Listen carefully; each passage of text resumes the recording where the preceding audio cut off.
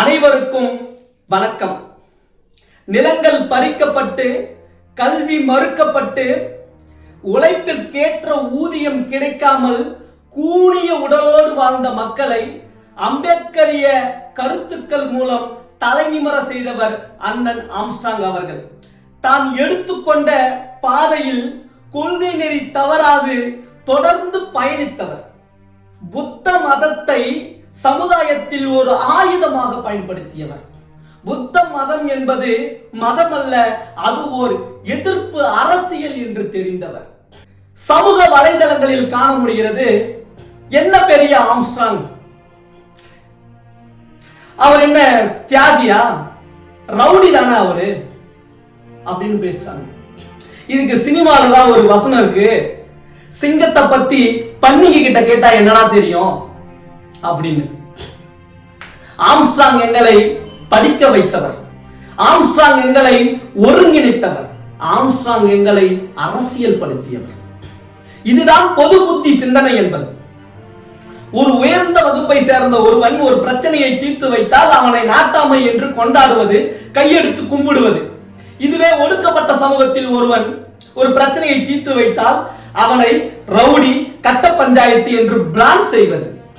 Armstrong அண்ணனுக்கு நடந்த கொடுமை இதுவே வேற தமிழகத்தில் எந்த தலைவருக்காக நிகழ்ந்திருந்தால் என்ன செய்திருப்பார்கள்?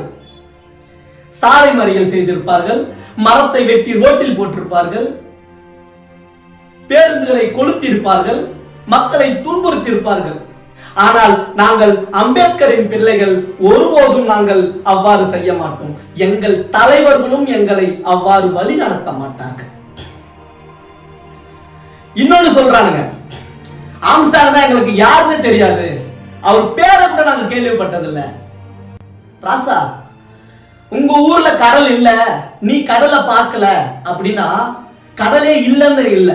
மெயின் ஸ்ட்ரீம் மீடியா காட்டுறது மட்டும் அரசியல் கிடையாது, மெயின் ஸ்ட்ரீம் மீடியா காட்டுறது மட்டும் அரசியல் தலைவர்கள் கிடையாது. இங்கு கள போராளிகள் நிறைய பேர் இருக்காங்க. அதில் ஒருத்தர் தான் சமத்துவ தலைவர் ஆம்ஸ்ட்ராங் அவர்கள். இந்த சமூக வலைதளங்களில் அண்ணனை பற்றிய அவதூறுகளை பரப்புவது யார் என்று நமக்கு நன்றாகவே தெரியும். ஆம்ஸ்ட்ராங் அண்ணனின் கொலைக்கு காரணம் திமுக தான் என்று நாங்கள் ஒருபோதும் கூறியது கிடையாது. ஆனால் சட்ட ஒழுங்கை நிலைநாட்ட தவறிய ஆளும் கட்சியும் ஒரு காரணம் என்றுதான் சொல்கிறது.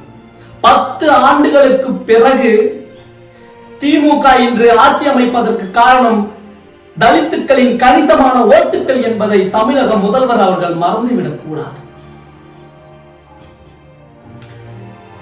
அண்ணன் ஆம்ஸ்ட்ராங் அவர்களின் இறுதி ஊர்வலத்தில் தமிழக முதல்வர் அவர்கள் கலந்து கொள்ளவில்லை என்பது எனக்கு எந்தவித வருத்தமும் இல்லை. ஆனாலும் ரங்கராஜ் பாண்டே அவர்களின் தந்தை மரணத்திற்கு ஊடகத்திற்கு முன்பே சென்று ஆறுதல் கூறியதை எண்ணும் பொழுது சற்று வருத்தமாகத்தான் இருக்கிறது. தொடர்ந்து தலித் தலைவர்கள் கொல்லப்படுவது திராவிட கட்சிகளின் முடிவிற்கு வழிவகுக்கும். உளவுத்துறை எதற்கு இருக்கு? சவுக்கு சங்கர் யார் கூட பேசுறான்? சாட்டை துரைமுருகன் என்ன வீடியோ போடுறான்னு பாக்குறதுக்கா? 3 முறை எச்சரித்ததாக கூறப்படுகிறது. காவல்துறை என்ன செய்கிறது?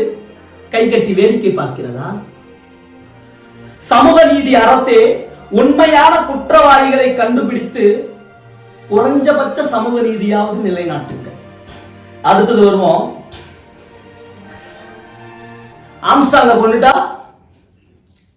அம்பேத்கரிய கருத்தியல் அழிஞ்சிடுமா? ஆம்ஸ்ட்ராங்க கொண்டுட்டா அம்பேத்கர் கருத்தியல் அழிஞ்சிடுமா? ஏண்டா, எத்தனை ஆம்ஸ்ட்ராங் இருக்காங்க தெரியுமா உங்களுக்கு? அம்பேத்கரிய கருத்தியலை ஏற்றுக்கொண்ட அனைவரும் ஆம்ஸ்ட்ராங் தான். லட்சக்கணக்கான பேர் இருக்காங்க. அம்பேத்கரை கருத்தியல் தான் உங்களால் அழிக்கவே முடியாது. இந்த உலகத்தில் சமூக ஏற்றத்தாழ்வுகள் இருக்கும் வரை அம்பேத்கரை கருத்துக்களை உங்களால் ஒழிக்க முடியாது. அதற்கு ஒரே ஒரு வழிதான் இருக்கிறது. நீங்கள் அம்பேத்கரிய கருத்துக்களை ஒழிக்க வேண்டுமானால் அதற்கு ஒரே வழிதான் இருக்கிறது. ஜாதி மதத்தை தூக்கி போட்டு சக மனிதனை சமமா பாரு, அம்பேத்கரோட கருத்துக்கள் அறிஞ்சு. அதுக்கு அந்த ஒரே வழிதான். அண்ணன் ஆம்ஸ்ட்ராங் அவர்கள் நம்மை விட்டு மறைந்தாலும் அண்ணன் பயணித்த அரசியல் பயணத்தில் நாம் பயணிப்போம். அதுவே அண்ணனுக்கு நாம் செய்யும் கைமாறு. இறுதியாக, கோவில்களின் முன்பு ஆடுகளைத்தான் பலியிடுகிறார்கள், சிங்கங்களை அல்ல. ஜெய்பீம்.